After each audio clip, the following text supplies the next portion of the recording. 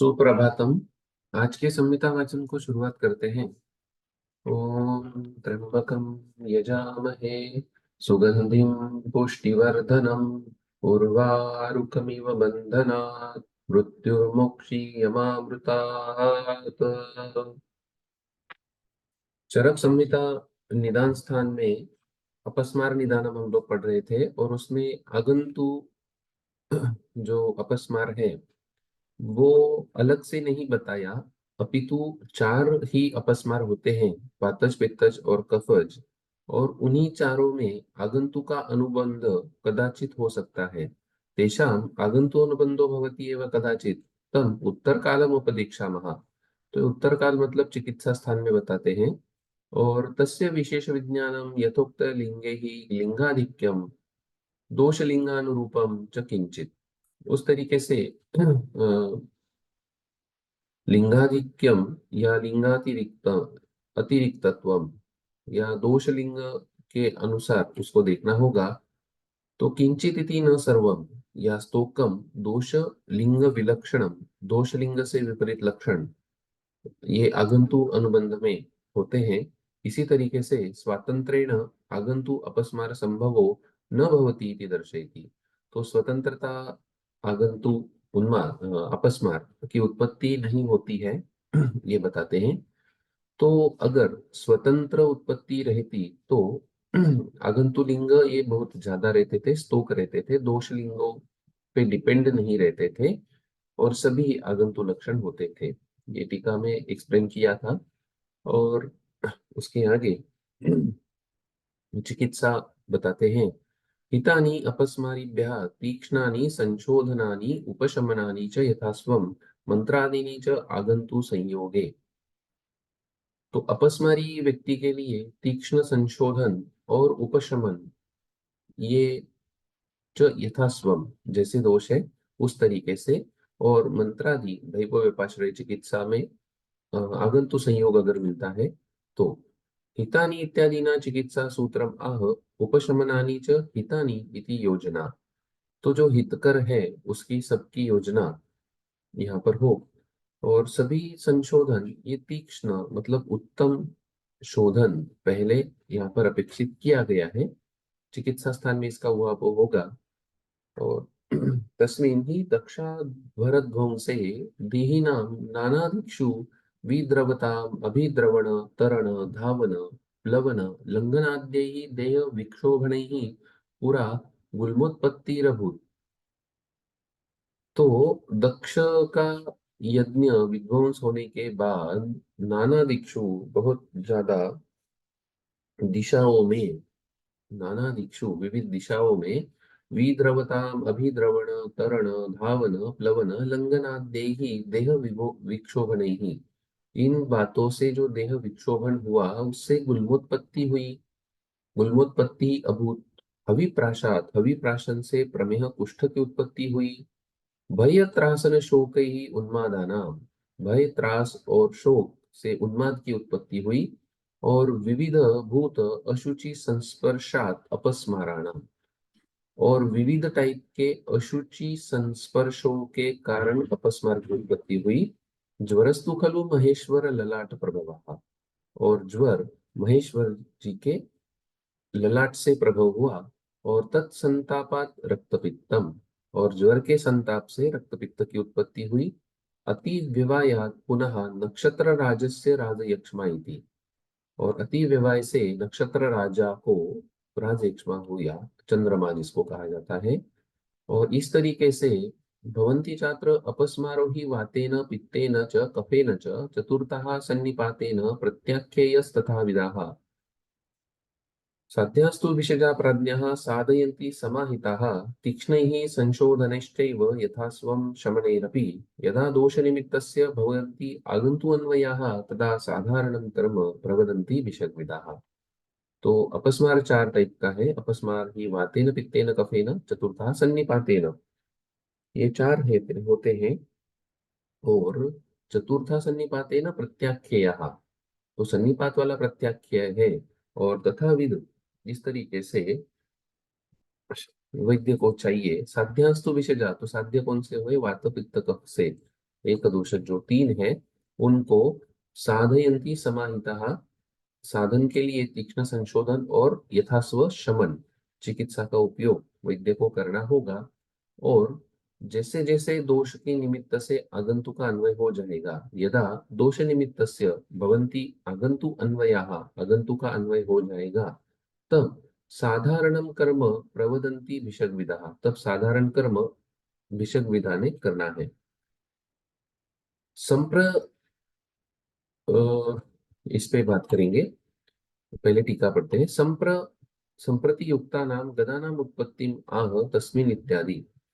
यद्यपि च ज्वर एव तत्र प्रथम उत्पन्नः तथापि असौ पृथगेव रुद्रक्रोध रूप उत्पन्न इति कृत्वा पश्चात उच्यते। पहले तो ज्वर की उत्पत्ति हुई है, लेकिन रुद्रकोप प्रभाव होने के कारण उसको बाद में बताया है। और गुल्मादयस्तु यक्ष ध्वंसा अनंतर कालभूता, यज्ञ का ध्वंस होने के उत्तर काल में गुल्मादि व्याधियां उत्पन्न हुई है। एक सामग्री जातत्वेन प्रथमम उच्यन्ते। ज्वरस्य तु प्रथम सर्वप्रथम उत्पत्ति ही ज्वर निदान एव उक्त इति भावः। ज्वर की पहले उत्पत्ति निदान स्थान में कही है, पहले अध्याय में ही। पुरा इति आदि उत्पत्तौ ज्वर, ललाट प्रभव इति ललाट भव क्रोधाग्नि प्रभव इत्यर्थः। अन्वयः अनुबन्धः साधारणमिति दोष प्रत्यनिकं वमिनादि देवादि प्रत्यनिकं च बलिमंगलादि। तो ये जो व्याधियों की उत्पत्ति बताई है, ये जब स्टोरी के फॉर्म में समझते हैं तो थोड़ा सा लॉजिकल होना पड़ेगा। यज्ञ में यज्ञ पुरुष को आमंत्रित ना करना, ये जो भी था, उससे जब यज्ञ का विध्वंस हुआ है, तब लोगों में भागदौड़ मच गई और उस कारण विद्रवता डर गए। अभिद्रवण तरण, कोई तैर के भागा, कोई दौड़ के भागा, किसी ने खाना नहीं खाया, किसी के देह का विक्षोभ हुआ। इन कारणों से गुल्म की उत्पत्ति, वहां पर जो यज्ञ था वो गलत ठहराया गया, और वहां पर गलत यज्ञ में जो फल हवि है वो खाने से प्रमेह और कुष्ठ की उत्पत्ति हुई। तो गलत कर्म गलत एंगल से, गलत इंटेंशन से किया गया। हमारे शास्त्र ने इंटेंशंस को बहुत ज्यादा अहमियत दी है। तो अच्छे इंटेंशन से की गई बुरी बात शास्त्र शायद माफ कर देता है, लेकिन मानी हिंसा भी अगर अच्छे कर्मों के लिए है तो एक्सेप्टेड की जाती है कई बार। लेकिन अच्छा कर्म भी गलत तरीके से, गलत इंटेंशन से अगर किया जाए तो वो गलत ही माना जाता है। भगवत गीता में भी गहना कर्मणो गति, या फिर जब मन संयमन की बात आती है, तो बाह्य कर्मेंद्रियों को आप उनके विषयों से दूर रख के मन ही मन अगर सिर्फ चिंतन ही करते रहोगे तो भी कर्म, इंद्रिय और विषयों के संयोग से उत्पन्न वाले दोषों को वो भोग प्राप्त हो जाता है, ये भी बताया है। तो इस तरीके से शरीर में और संसार में, इंडिविजुअल व्यक्ति के जीवन में, कि कुछ अच्छा कर्म नहीं करना और गलत तरीके से कुछ कर्म का आरंभ करना, तो जो सृष्टि संचालक है उनकी इच्छा के विपरीत हम कुछ करने जाएंगे तो उसका उध्वंस होगा और ये व्याधियां उत्पन्न होंगी।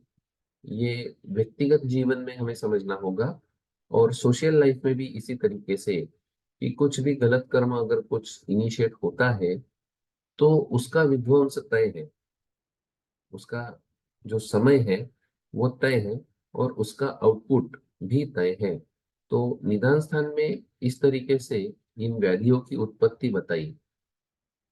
तो ये देखने को मिलता है पापाचरण या सदुत्तर में बताया गया, या शास्त्र के विपरीत वर्तन करने वाला व्यक्ति एक दिन जाकर ऐसे विकारों से ग्रस्त होता है और उसकी कोई भी ट्रीटमेंट नहीं हो पाती, साध्य नहीं हो पाता। ये बात हमें देखने को मिलती है। इतना ही बताना था, आगे चलते हैं। हाँ, और यहाँ पर चार अपस्मार ओके, ये बात होगी। सर्वरोग विशेषज्ञः सर्व औषध विशारदः विष सर्वामयान् हन्ति न च मोहं निगच्छति। सभी रोगों को जानने वाला,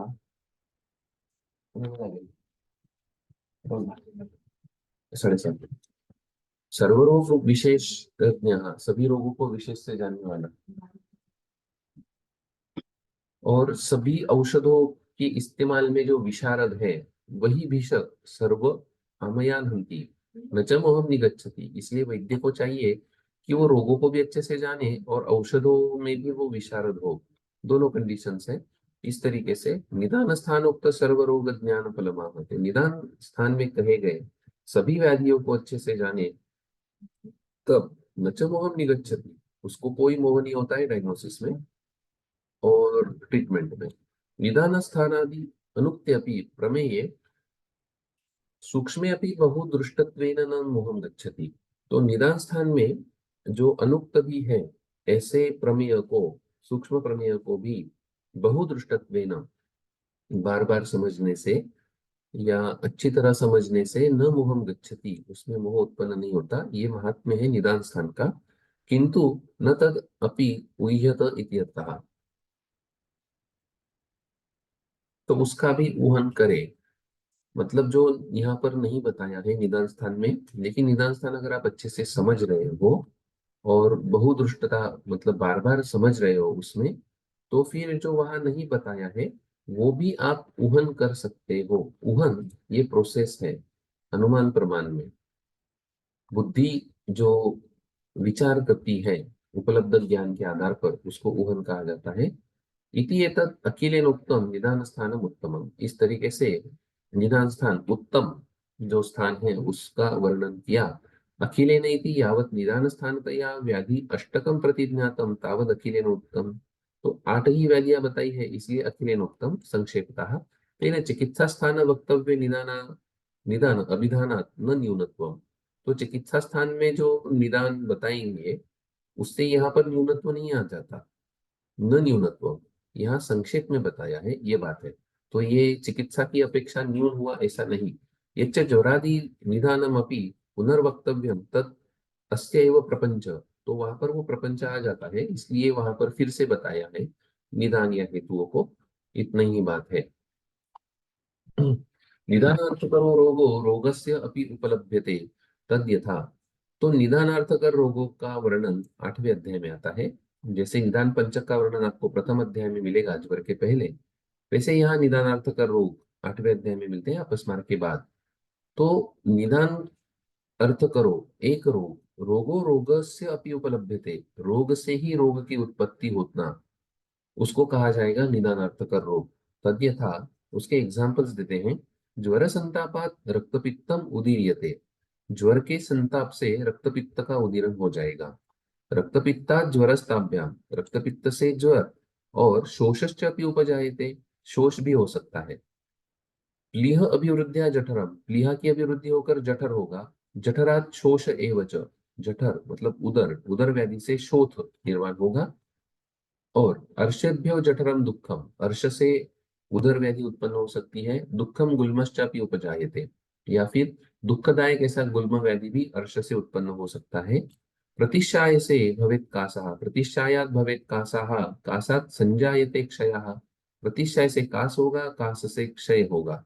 क्षयो रोगस्य हेतुत्वे शोषस्यापि उपलभ्यते, और क्षय ये शोष का हेतु भी आपको मिलेगा। तो इस तरीके से निदानार्थ कर रोग जो है, रोगो रोगस्य अपि उपलभ्यते, एक रोग दूसरे रोग का निदान बन जाता है, हेतु बन जाता है, ऐसी बात। संप्रति निदान प्रकरणात् रोगाणामपि केषाञ्चित् व्याधिं प्रति कारणत्वं यत् संभवति तत् वक्तुम् आह निदानार्थ इत्यादि। तो एक व्याधि दूसरे का कारण बन जाती है वो बताते हैं। निदानस्य अर्थः प्रयोजनम व्याधि जननम, दूसरी व्याधि उत्पन्न करना। तत्करोति इति निदानार्थ करः, जो उत्पन्न करेगा। व्याधि जनक इति अर्थः, वो व्याधि का उत्पाद करेगा। तो हेतु वो तो व्याधि को करती ही है, उत्पन्न करती है, इसलिए उनको हेतु कहा जाता है। लेकिन कई बार एक व्याधि दूसरे व्याधि को उत्पन्न करती है, उसको निदानार्थ कर रोग कहा जाता है। निदान रूप इति वक्तव्ये यत् निदान अर्थकर इति ब्रूते तेन व्याधिना व्याध्यन्ते क्रियमाणे अपि मूलभूतव्याधिजनक एव हेतुः व्याधिजन्येऽपि व्याधौ मूलव्याधिजनन अवान्तरव्यापारो निदानमिति दर्शयति।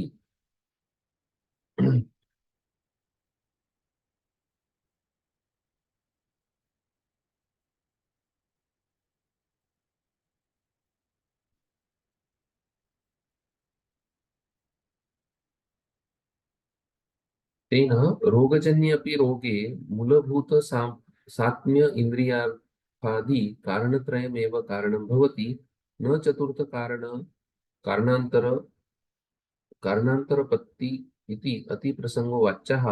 ज्वरकारणानि एव हि उष्णादीनि अतिमात्राणि ज्वरमभिनिर्वर्त्य रक्तपित्तमपि कारणान्तरवर्धितशक्तिनि जनयन्ति इत्यादि अनुसरणीयम्। तो हेतुओं की बात हो रही है कि जिन हेतुओं से पहले व्याधि उत्पन्न हुआ था और फिर जब निदानार्थ कर रोग उत्पन्न होगा, जैसे ज्वर संताप से रक्तपित्त का उदीरण होगा, तब तीक्ष्णादि भाव जो भी ज्वर के रहे होंगे, वही हेतु रक्तपित्त के उदीरण में कारणीभूत होते हैं, जो वर्धित मात्रा में हो जाते हैं या कंटिन्यू और बढ़ते जा रहे हैं।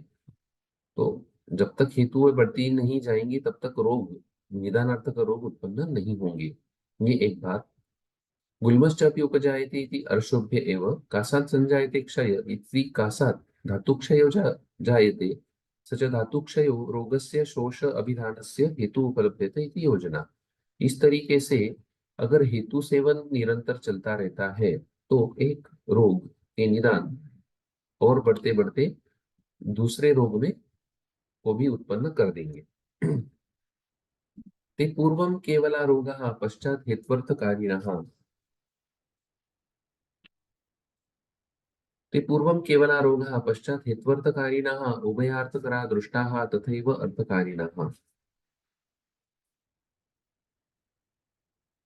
तो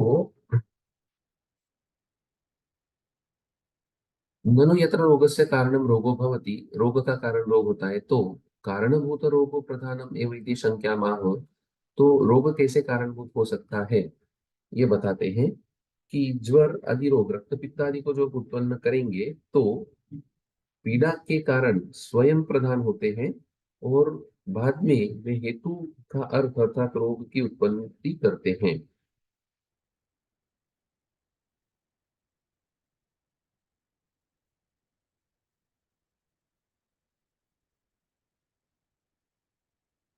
मतलब पहला विकार ते पूर्वम केवला रोगाः पश्चात हेतुअर्थकारिणः। तो ज्वर जैसे रक्तपित्त का हेतु होगा, तो पहले ज्वर फुल फ्लेश उत्पन्न होगा और पश्चात हेतुअर्थकारी होगा। और इस दोनों एक्शंस उसकी देखने को मिलेगी उभयार्थ रहा, मतलब ज्वर एज अ डिसीज भी आपको देखने को मिलेगा और रक्तपित्त का कारण तरीके भी देखने को मिलेगा। दृष्टा तथैव अर्थकारिणः, यही एक्सप्लेनेशन देते हैं। ते ज्वरादयो रक्तपित्तादि उत्पादात् पूर्वं केवलः संतो रोगाः। तो रक्तपित्त की उत्पत्ति के पहले वो पूरे रोग स्वरूप में ही उत्पन्न होंगे। एवं रुजाकर्तृत्वेन स्वयमेव प्रधान इति, क्योंकि रुजाकरण सामान्य रोगाः, इसके कारण वो प्रधान रोग होंगे। पश्चात हेत्वर्थकारिणा इति पश्चात रक्तपित्तादि उत्पादका भवन्ति, और उसके बाद रक्तपित्तादि व्याधियों के उत्पादक बनते हैं, ये सेकंड फेज। अथैव एवमपि रक्तपित्तादिकं जनयित्वा ज्वरादयो हेतुवद् रोगरूपा भवन्ति न वा इति आह उभय इत्यादि। तो फिर ये सवाल आता है कि रक्तपित्त आदि दूसरे व्याधि की उत्पत्ति हो जाने के बाद पहला रोग क्या होता है, वो श्रमण हो जाता है क्या, या हेतु स्वरूप होता है? तो उभयार्थ करा, मतलब ज्वर तो है ही, साथ में रक्तपित्त देखने को मिलेगा। ज्वर खुद के लक्षण भी बताएगा और रक्तपित्त की उत्पत्ति भी करेगा। उभयार्थ करा इति हेत्वर्थम रक्तपित्तादि जनन रूपम, रक्तपित्तो को भी उत्पन्न करेगा और रोगार्थम च पीड़ा लक्षणम कुर्वन्ति, तो ज्वर के जो लक्षण है वो भी करेगा, रक्तपित्तों को उत्पन्न भी करेगा। न व्याधि अंतरजनन मात्रम कृत्वा निवर्तन्ते इति अर्थः। तो व्याधि दूसरे को उत्पन्न करके चला जाता है ऐसा नहीं, तो ज्वर का शमन तो होने ही वाला नहीं है। ये होता है निदानार्थक रोग, मतलब पहला भी रहेगा और दूसरे को इन्वाइट भी करेगा। प्रकारांतरम आह तथैव अर्थकारिण इति एकस्यैव हेतोः अर्थं कुर्वन्ति एकार्थकारिणः। तो एक का हेतु पूरा करके साथ में रहता है एकार्थकारिणः, फ्रेंडशिप।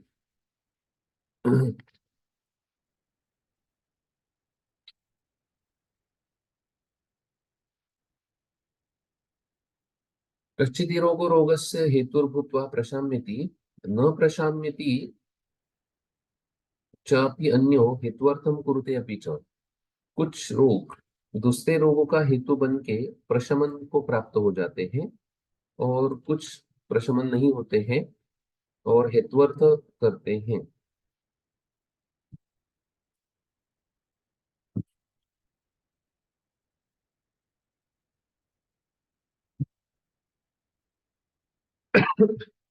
जैसे कश्चित रोग रोग से हेतु भूतवा प्रशाम्यति, कुछ रोग शमन को प्राप्त हो जाएंगे दूसरी की उत्पत्ति करने के बाद। न प्रशाम्यति च अप्यन्यो, और दूसरा टाइप है कि खुद प्रशमित नहीं होते हैं। एतदेव पक्षद्वयं प्रतिलोम्येन विवृणुति, तो ऐसे दो पक्षों का वर्णन करते हैं, कंडीशन 1 और कंडीशन 2। अत्र यो हेत्वर्थम व्याधि जननम कृत्वा प्रशाम्यति, तो जो हेत्वर्थ होकर खुद प्रशमन हो जाएगा उस एकार्थकारी, वो दोनों कारणों का नहीं होगा व्याधि, वो एकार्थकारी होगा, मतलब वो सिर्फ दूसरे व्याधि का उत्पादन करेगा, विकृति नहीं करेगा। यस्तु हेत्वर्थम व्याध्यांतर जननम कृत्वा स्वयं अपि अनुवर्तते स उभयार्थकारी, उसको उभयार्थकारी व्याधि माना जाए कि वो खुद भी पीड़ा कर रहा है, पीड़ाकरण सामान्य से, और दूसरे व्याधि को भी उत्पन्न कर रहा है। ये दोनों अर्थ उत्पन्न कर रहा है। जैसे यदा कासम समारभ्यामपि स्वयं अनुवर्तते तदा प्रतिष्ठाया स्वयं च रुजा कर्तृत्वेन रोगार्थकरः। तो कास की उत्पत्ति कराने वाला प्रतिष्ठा स्वयं रुजा कर्तृत्व से रोगार्थकर है, और कासजनकत्वेन हेत्वर्थकरश्च भवति। यदा तु कासम जनयित्वा स्वयं निवर्तते, प्रतिष्ठाय चला गया और कास ही रहा, तो तदा कासकाले निवृत्तत्वात् हेत्वर्थो मात्रं करोति इति उदाहरणम्। तो अगर प्रतिष्ठाय का श्रमण हो जाता है और सिर्फ कास ही रहता है, तो उसको एकार्थकारी कहा जाएगा, और प्रतिष्ठाय भी रहता है और कास की उत्पत्ति भी कराता है तो उभयार्थकारी। इस तरीके से दोनों आपको निदानार्थक रूप में मिलेगा। एवं कृच्छ्रतमान नृणाम दृश्यन्ते व्याधि संकराः प्रयोग परिशुद्धत्वात् तथा च अन्योन्य संभवात्। और इस तरीके से औषध प्रयोग न होने के कारण, प्रयोग अपरिशुद्ध व तथा च अन्योन्य संभवात, या फिर दूसरे का उत्पत्ति कराने में कारणीभूत होने के कारण, या तो पहले व्याधि का प्रतिकार नहीं कर रहे हो, या उस व्याधि से शरीर की शुद्धि नहीं करा रहे हो, मतलब व्याधि का विमोचन नहीं करा रहे हो, और एक व्याधि दूसरे व्याधि को जब उत्पन्न कर रहा है, तो इस तरीके से व्याधि संकर आपको देखने को मिल सकते हैं जो कृच्छ्रतम होते हैं। तो व्याधि संकरा व्याधि मेलकाः कुतम पुनरेव, कैसे पुनः, तो भवती इति प्रयोग इत्यादि। प्रयोग अपरिशुद्धत्व, प्रयोग से अपरिशुद्धत्व, जैसे आमातिसार आमातिसारे स्तंभनम कृतम दोषम संस्तभ्य शूल आनाह आत्मानादि जनयति। तो अगर आमातिसार में आपने दोषों को संस्तंभन कर दिया तो शूल अनाह आत्मान ये उत्पन्न हो जाते हैं, बताए है वहां पर। हेत्वंतरमाह अन्योन्य संभवादिति, और फिर दूसरे का हेतु बन जाते हैं, या परस्पर कारण रूपत्वात् इति अर्थः। प्रतिश्चायो ही स्वरूपेण एव कासस्य कारणम सच राजयक्ष्मण इत्यादि। तो इस तरीके से व्याधि संकर जो कृच्छ्रतम है वो देखने को मिलते हैं। रोगों की चिकित्सा में उचित औषध का प्रयोग ना करना, और दूसरा है एक रोग से दूसरे रोग की उत्पत्ति होने के कारण। प्रयोग अपरिशुद्धत्वात् तथा च अन्योन्य संभवात् दृष्टन्ते व्याधि संकराः कृच्छ्रतमा एव। इस तरीके से तो ये व्याधि संकर, निदानार्थकर रोग, ये व्याधि संकर में आएंगे। प्रयोगा समेत व्याधिं यो अन्यम अन्यम उदीरयेत् न सद्यो विशुद्धः न असौ विशुद्धः शुद्धस्तु शमयेत् यो न कोपयेत्। तो फिर चिकित्सा का निर्दोष स्वरूप क्या होता है? ऐसा प्रयोग हो जो व्याधि का शमन करे और अन्य व्याधि का उदीरण ना करे, और इस तरीके से जो विशुद्ध हो जाएगा, जिसमें कोपन का कोई चांस ना रहे।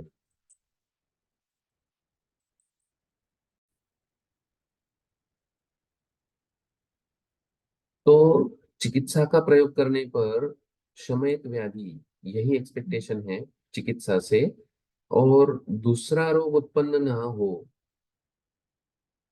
वह चिकित्सा प्रयोग विशुद्ध अगर आप एक व्याधि की चिकित्सा कर रहे हो और उसका शमन होकर दूसरी व्याधि का उत्पाद अगर हो जाता है तो वो न असौ विशुद्ध, तो उसको विशुद्ध नहीं माना जाएगा।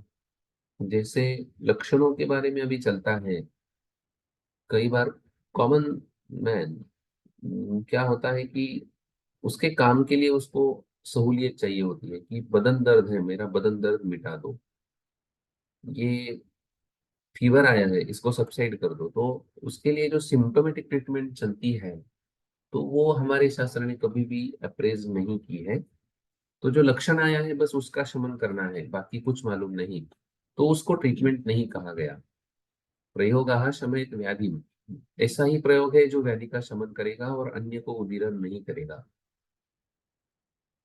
तो एसिडिटी के लिए जो ऊर्ध्व अम्ल पित्त की जैसी अवस्था हो जाती है उसमें रिकरेंटली बस एंटासिड्स लिए जाते हैं, एनाल्जेसिक को कंटिन्यू सेवन किया जाता है, उससे प्रधान व्याधि का शमन होता ही नहीं है, अपितु अंडरग्राउंड में दूसरा डिसीज बढ़ते हुए देखने को मिलता है और आगे चल के ज्यादा से ज्यादा कॉम्प्लिकेशंस भी आपको देखने को मिलते हैं।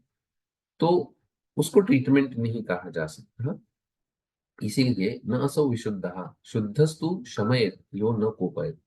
शुद्ध किसको कहा जाएगा? जो शमन करेगा, कोपन नहीं करेगा दूसरे का। तो शुद्ध प्रयोग वह है जो उत्पन्न रोग को शांत कर दे और किसी अन्य रोग को उत्पन्न ना करे। ये हमारी चिकित्सा का वैशिष्ट्य है, यही आयुर्वेद का वैशिष्ट्य है। तो आयुर्वेद में भी हम लोग एनालिसिस ढूंढते हैं, वो गलत नहीं है जहाँ जरूरत है, लेकिन प्रयोग और चिकित्सा की भाषा यही है कि शुद्धस्तु शमयेत यो न कुपयत यो अन्यमन्यम उदीरयेत न सो विशुद्धः। जो अन्य दोष का उदीरण कर रहा है उसको विशुद्ध नहीं कहा जा सकता। हाईलाइट करके रखने का स्टेटमेंट है चिकित्सा के लिए कि आप एक बात को इग्नोर नहीं कर सकते कि हो जाएगा, ये लक्षण तो रुग्ण की कंप्लेंट ये है और उसको मैंने मिटा दिया है, बट आगे चल के अगर उससे डिसीज पैदा हो सकता है, ये अगर आपको शास्त्र ज्ञान है तो आप प्रज्ञापराध ही कर रहे हो। ये हमारे शास्त्र ने माना। एको हेतु अनेकस्य तथा एकस्य एव हि व्याधि एकस्य च अनेको बहवा बहवोऽपि च ज्वर भ्रम प्रलापाद्या दृश्यन्ते रुक्ष हेतुजाः रुक्षणेन एकेन चाप्येको ज्वर एव उपजायते हेतुभिः बहुभिश्चैको ज्वरो रुक्षादिभिर्भवेत् रुक्षादिभिः ज्वराद्याश्च व्याधयः संभवन्ति हि। और इसीलिए एक हेतु अनेक व्याधियों का उत्पादक होता है, अनेक रोगों का एक कारण होता है। एको हेतु अनेकस्य, एक हेतु अनेक व्याधियों का होता है, तथा एकस्य एव एकस्य एक एव ही, एक व्याधि का एक हेतु ऐसा भी होता है। व्याधे है एकस्य च अनेको, एक हेतु से अनेक विध व्याधियां भी होंगी। और बहुनाम बहुओपि च, बहुविध हेतुओं से बहुविध व्याधियां होंगी, ये भी पॉसिबिलिटी है। जैसे ज्वर भ्रम प्रलापाद्या दृश्यन्ते रुक्ष हेतु जहाँ, ज्वर भ्रम और प्रलाप ये जैसे रुक्ष हेतु जो दिखती है वैसे ही रुक्षणी ने एक चापे को एक का रुक्षण कराने जाओगे तो ज्वर उत्पन्न होते हुए दिखता है। हेतु भी बहुविश्चय को ज्वर रुक्षादि भवे रुक्ष कारण से एकमात्र ज्वर भी उत्पन्न होता है और रुक्ष आदि अनेक कारणों से ज्वर भ्रम आदि अनेक रोग भी उत्पन्न होते हैं। तो ऐसा होता है कि रुक्षण करना ये एक ही हेतु है और उससे एक ही व्याधि उत्पन्न होगी, या फिर अनेक विध हेतुओं से अनेक विध व्याधि भी उत्पन्न होंगे। ज्वर और रुक्षादि भी भवेत, या ज्वर रुक्षादि अनेक भाव से भी उत्पन्न हो जाएगा और रुक्षादि भी ज्वराद्यश्च व्याधया संभवंती ही। तो हेतु प्रकरणात हेतु धर्मांतरम आह, हेतु का धर्मांतर हो जाता है, वो बताते हैं। एको हेतु इत्यादि एतत् पक्ष चतुष्टयोः उदाहरण उदाहरणानि आह ज्वर इत्यादि। यद्यपि रुक्षम बहुनां कारणम, रुक्ष ये बहुत व्याधियों का कारण है, तथापि देश कालादि वशात कदाचित एकस्य एव ज्वरस्य कारणं भवति इति ज्ञेयम्। वृक्ष कैन प्रोड्यूस मल्टीपल व्याधि, बट देश कालादि वशात शायद वो एक ही व्याधि उत्पन्न कर रहा होगा। और इस तरीके से वृक्षादि भी थी, वृक्षोष्ण लवणादि भी, ज्वराद्या इति ज्वर रक्त पित्त गुल्माद्या। वैसे ही लिंगम च एकम अनेकस्य तथा एव एकस्य लक्ष्यते बहुनि एकस्य च व्याधेः बहुनां स्युः बहुनी च विषम आरंभ मूलानां लिंगम एकम ज्वरो मतः ज्वरस्य एकस्य चाप्येकः संतापो लिंगम उच्यते विषम आरंभ मूलेश्च ज्वर एको निरुच्यते लिंगे एते ज्वर श्वास हिक्काद्याः सन्ति चामयाः। तो इसी तरीके से जैसे हेतु और व्याधि की बात की वैसे ही लक्षण और व्याधि इनकी भी बात करते हैं। अनेक रोगों का एक लक्षण और एक रोग का एक ही लक्षण लिंगम च एकम एक ही लक्षण अनेक विध व्याधियों का होगा तथा एव एकस्य लक्षते या एक व्याधि का एक लक्षण ये भी हो सकता है। ये परम्यूटेशंस और कॉम्बिनेशंस है। बहुनी एकस्य च व्याधि है एक ही लक्षण अनेक व्याधियों का होगा या बहुलक्षण बहुविध व्याधियों का होगा। विषम आरंभ और मूल और लिंग एक ज्वर का ही हो सकता है या फिर ज्वर से एकस्य चाप्य का संतापो लिंगम उच्यते जैसे एक ही ज्वर का लक्षण संताप ये माना जाता है। और विषम आरंभ मूलेश्च ज्वर एको निरुच्यते लिंग येते ज्वर श्वास इत्याद्या संति चामयः। इस तरीके से अनेक विध व्याधियां भी उत्पन्न हो सकती है। अनेक रोगों का एक लक्षण एक रोग का एक लक्षण बहुत से लक्षणों का एक ही रोग और बहुत से रोगों के बहुत सारे लक्षण विषमारंभ आदि कारणों से उत्पन्न अनेक रोगों का एक लक्षण ज्वर होता है। विषमारंभ मूल जितने भी व्याधि है उन सभी का लक्षण ज्वर होता है और एक रोग ज्वर का एक ही लक्षण संताप होता है। ज्वर से एकस्य चाप्येका संतापो लिंगम उच्यते। वैसे ही विषमारंभ आदि अनेक लक्षणों से ज्वर श्वास हिक्का आदि अनेक रोग युक्त होते हैं और अनेक रोगों के लक्षण होते हैं। तो लिंगस्यापि हेतोरिव चातुर्विद्यमाः लिंगम इत्यादि तथा एव एकस्य लक्षत इति एकम लिंग्यत। तो ये चार चातुर्विध्यम एकम अनेकस्य एकस्य एक बहुनी एकस्य और बहुना बहु ये जो चार ऑप्शंस है वो लिंग के लिए भी लक्षण के लिए भी लगाते हैं जैसे हेतु हमें लगाए थे। विषमारंभ मूलानाम इति विषम आरंभ प्रथमानां विषमारंभ विसर्गित्वम ऊष्मणो वैषम्यात् युक्त ज्वरलिंगानाम इत्यतः ज्वरान् हि एकं संतापात्मकं दृष्ट्वा विषमारंभ विसर्गित्वात् अयोस्य भूता भविष्यन्ति वर्तन्त इति वा लिङ्ग्यते ज्वर एको निरुच्यते इति ज्ञायतीत्यर्थः लिङ्ग इत्यादि एतैः विषमारंभ विसर्गित्वात् देहि ज्वरादयः सन्ति युक्ता इति शेषः विषमारंभादयो हि वातज्वरे यथा वातश्वासे वातहिक्कायां वा यथा संभवं दृश्यन्त एव। तो ठीक है अर्थ तो स्पष्ट है।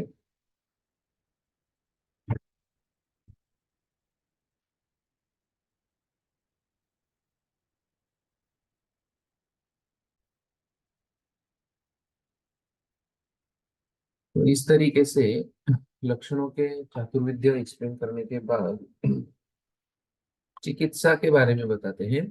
एका शांति अनेकस्य तथा एव एकस्य लक्ष्यते व्याधे एकस्य चानेका बहुनां बहुव्य एव च शांति आमाशयोत्थानां व्याधीनां लङ्घनक्रिया ज्वरस्य एकस्य चाप्येका शांति लङ्घनमुच्यते तथा लघ्वशनाद्या ज्वरस्य एकस्य शान्तयाः एताश्चैका ज्वरश्वासहिक्कादीनां प्रशान्तयः।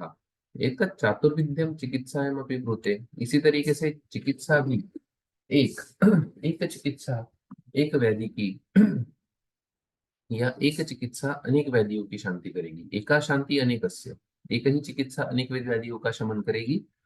एक ही चिकित्सा एक ही व्याधि का शमन करेगी।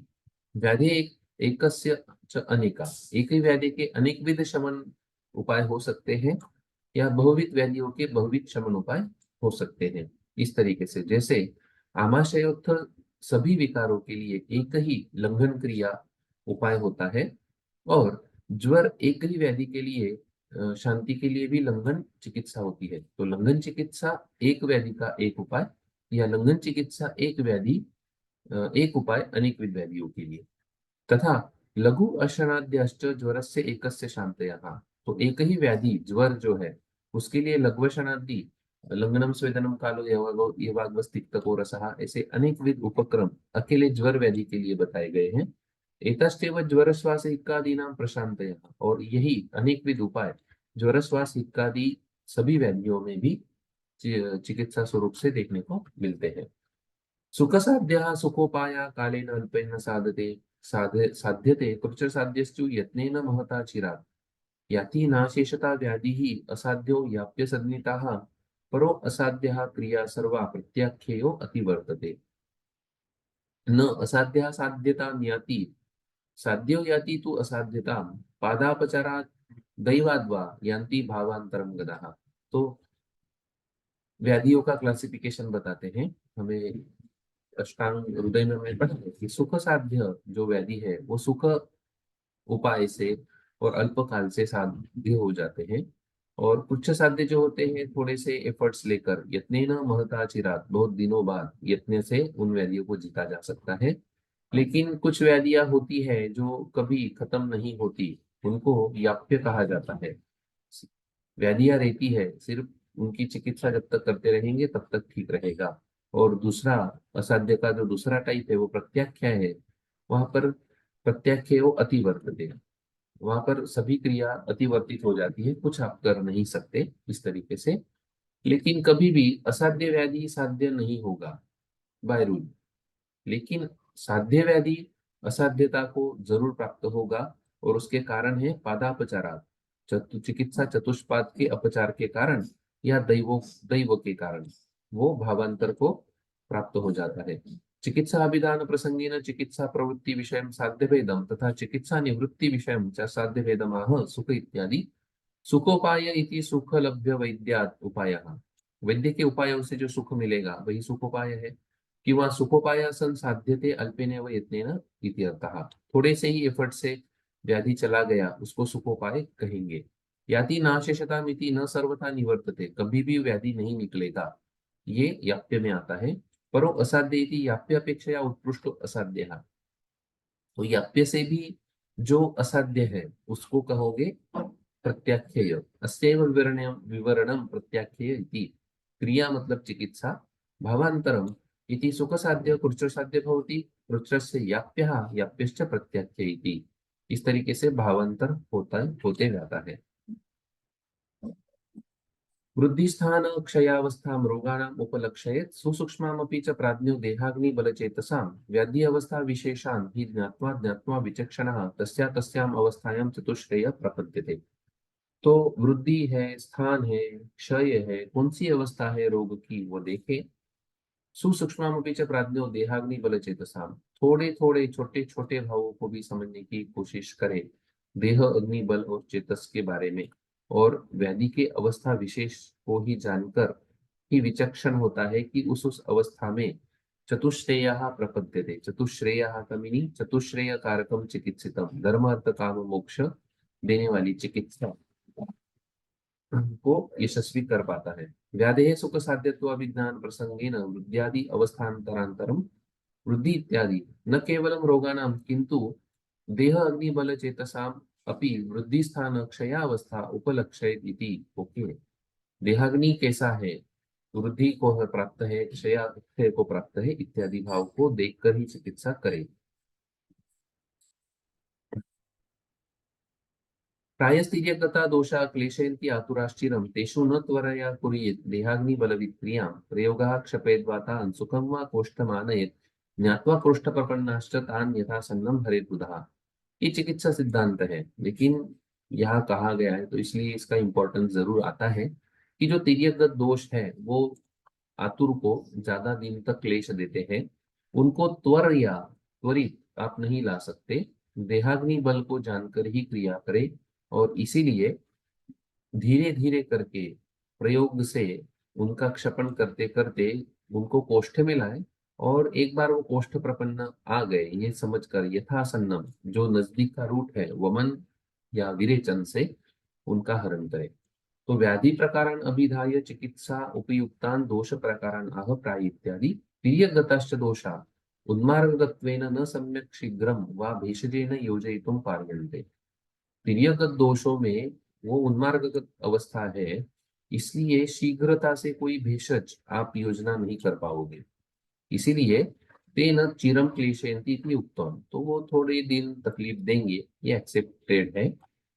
तो देहाग्निबलविद्युत इति अनेन तिर्यक दोषे त्वरया भूरि भूयिष्ठ प्रयोगेन क्रियमाणा चिकित्सा देहम अग्निबलम च हन्ति इति सूचयति। तो आप ज्यादा प्रेशराइज करके उनको जगह पर नहीं ला सकते, उल्टा उससे देह और अग्निबल का हनन हो जाएगा। इसलिए धीरे धीरे करके प्रयोग इति अल्प मात्र दीर्घ काल प्रयोग से, अल्प मात्र भेषज जो सहत्व रुग्ण को होगा उतना ही देकर और धीरे धीरे करके यथा यथा काल योग्य समय की प्रतीक्षा करें। और जैसे ही कोष्ठ में आए हुए ज्ञात होंगे आपको, उनको सुखम वाइति सुखम यथा भवति, जैसे भी सुख होगा वैसे आसन्नम हरेति इति अतः यत् शोधनम वमनादि यत्र आमाशयादि गते दोषे आसन्नम हरणम योग्यतया भवति तेन हरेति इति अर्थः, या फिर विरेचन से।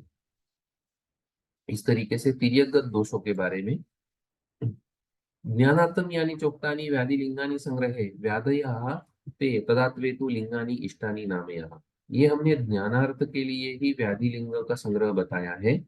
और व्याधयास्ते तदात्वे तु लिंगानि इष्टानि नामयः, तो ये ज्ञान के लिए निदान संग्रह में रोगों का ज्ञान कराने के लिए जो रोगों के लक्षण कहे गए हैं उस रोग विशेष के साथ प्रकट होकर लक्षण है, रोग नहीं है। लिंगानि इष्टानि नामयः नाम से संप्रति निदाने लिंगत्वेन उक्तानां व्याधीनां पृथक् व्याधित्वम् आह भवति इत्याह ज्ञानार्थम इत्यादि संग्रह इति व्याधि निदानादि संग्रहे। तो व्याधि लिंग के संग्रह में जो ज्ञान के लिए हमने लक्षण बताए हैं वो ये निदान स्थाने ज्ञानार्थम प्रधानभूत ज्वरादि ज्ञानार्थम व्याधया सन्ति ते अविपाक अरुच्चादया स्वातंत्र्येण उत्पद्यमाना व्याधया एव व्याधित्वेन व्यपदेष्टव्या इति अर्थः। जब ज्वरादि व्याधियों में बताए हुए अविपाक अरुच्चादि लक्षण स्वतंत्रता से उत्पन्न होंगे तब उनको व्याधि ही जानना है। तदात्वे तु लिंगानि इति यदा ज्वरादि परतंत्रा जायन्ते अरुच्चादयः तदा पारतंत्रलिंगानि एव ते नामयः आमयो हि स्वतंत्रा स्वचिकित्सा प्रशमनीयो भवति इति आयुर्वेद स्थितिः। तो व्याधि है या लक्षण है ये कैसे डिसाइड करोगे? तो आमय जो होता है वो स्वतंत्र होता है, उसकी खुद की चिकित्सा होती है। स्वचिकित्सा प्रशमनीयो भवति इति आयुर्वेद स्थितिः। ज्वरलिंग रूपा तू अरुच्चादयो ज्वर चिकित्सा प्रशमनीय एवं इति भावः। तो ज्वर में अगर वो लक्षण स्वरूप है तो ज्वर के चिकित्सा से ही उनका प्रशमन हो जाएगा। और अगर उनको खुद का ही प्रशमन अलग तरीके से लगता है तो वो व्याधि स्वरूप मान्य होंगे। युक्तिकृत है, सभी युक्ति से ही हमें समझना होगा। विकाराः प्रकृतिश्चैव द्वयं सर्वं समासतः तद हेतुवशगम हेतु हो हेतु भावान नानुवर्तते। तो विकार और प्रकृति कारण से प्रभावित होते हैं। विकार और प्रकृति द्वयम सर्वम समासतः तद हेतुवशकम, विकार भी हेतुवशक है प्रकृति भी हेतुवशक है और इसका कोई अंतर नहीं होता। शरीर में धातु की विषमता होना विकार कहलाता है और सात्म्य होना उसको प्रकृति कहते हैं। तो दोनों ही हेतुओं के अधीन है। जब हेतु नहीं होता तो विकार नहीं होता है और प्रकृति स्थापक के लिए भी कारण होना जरूरी है, तब तक प्रकृति स्थापन नहीं हो पाता। संप्रति निदाना, निदान क्योंकि निदान स्थान है ना, तो निदान का महत्व प्रतिपादित करते हैं। निदान अधिकृत से हेतु व्योम आह विकारः वैषम्यम प्रकृति साम्यम सर्वमिति अनेन शरीरम तथा आध्यात्मिकम च उपसंगृह्णाति हेतुवशगम इति हेत्वधीन उत्पादम, हेतु से उत्पन्न होने वाले। तो आरोग्य रूप प्रकृति अर्थान साम्य हेतु सेवनीय, आरोग्य के लिए साम्य हेतु का सेवन करना होगा। और विकार रूप रोग परिहारार्थी विकार हेतु को वर्जन करना होगा। न च वाच्यम यत् दध्यादि शोथ जनन हेतु हो रूपम अपि तज्जनित शोथा अनुवृत्ति दर्शनात् मूर्छयितत् वचनम हेतु भावान् नानुवर्तते इति यत् उपरते अपि दध्यादौ दध्यादि जनतो दोष संतानः शोथादि जनकः तत्र अनुवर्तते एव। इस तरीके से हेतु को बताया। तत्र श्लोकाः हेतवः पूर्वरूपाणि रूपाणि उपशयस्तथा सम्प्राप्तिः पूर्वमुत्पत्तिः सूत्रमात्रं चिकित्सितात् ज्वरादीनां विकाराणाम् अष्टानां साध्यता न च पृथक् एकैकशाश्चोक्ता हेतुलिङ्गा उपशान्तयाः हेतु पर्यायनामानि व्याधीनां लक्षणस्य च निदानस्थानम् एतावत् संग्रहेण उपदिश्यते। इस तरीके से निदान स्थान का उपसंहार यहाँ पर किया गया कि हेतु पूर्व रूप रूप उपशय संप्राप्ति पूर्व उत्पत्ति मतलब पूर्व रूप सूत्र मात्रम चिकित्सिता सूत्र में चिकित्सा बताने की कोशिश की इनकी ज्वरादीनां विकारणम अष्टानम और उनकी असाध्यता भी बताई पृथक एक एक चौकताल हेतुलिंगानी उपशांतयाः एक एक करके उनकी हेतुलिंग और उपशांति भी बताए हेतु पर्याय नाम व्याधियों के लक्षण ये सभी संग्रहेण उपदिश्यते संग्रहे सूत्रमात्रं चिकित्सितात्